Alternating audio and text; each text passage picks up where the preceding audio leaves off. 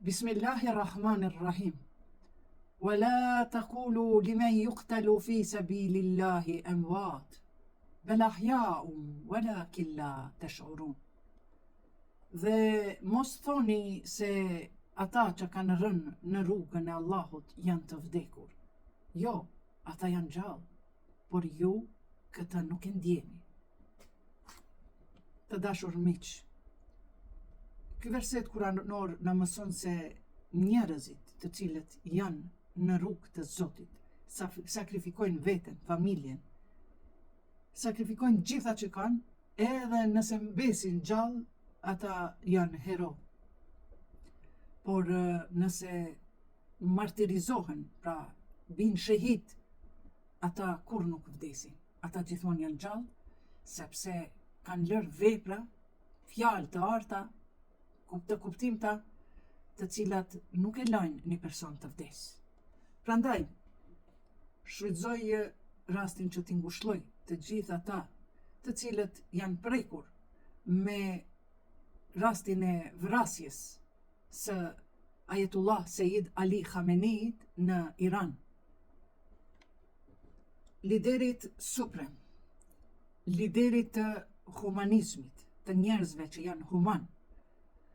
Dhe dua t'ju them se nuk është me rëndësi vdekja e liderit suprem Ali Khameneit, sepse ai nuk ka vdekur, ai është gjallë, martirët nuk vdesin.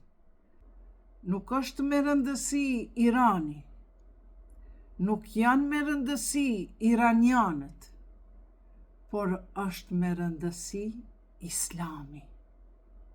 Prandaj, çdo kund ku Islami mbrohet, aty edhe njerëzit dhe ai popull sulmohet. Sepse Islami nuk duron mashtrime, nuk duron korrupcion, nuk duron kolonializëm, nuk duron vjedhje, nuk duron amoralitet, krime njerëzore. Islami këto nuk i duron. Por çfarë dëshiron Islami dhe muslimanët e vërtet? Islami na mëson se më e mirë është një vdekje me dinitet se sa një jetë e poshtruar. Prandaj, Zoti në Kur'an na thot: më ndihmoni mua që të ju ndihmoj juve dhe t'ju forcoj këmbët e juaja. Surja Muhammed, verseti 7. A thua, a jemi ne në ndihmë të Zotit? Apo mos vallë ka gabu Zoti që ka thënë më ndihmoni mua?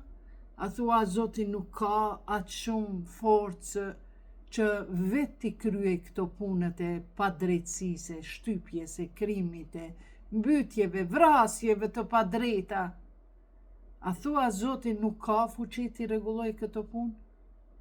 Jo, Zoti është i plot fuqishëm, por ai kërkon nga ne t'i dalloj ata të cilët janë më të dashurit e tij dhe të lë shembull jetësor se si duhet ta mbrojmë Islamin, e jo të jemi të përçarë dhe t'i duartrukasim të keqes apo të kënaqemi me të keq.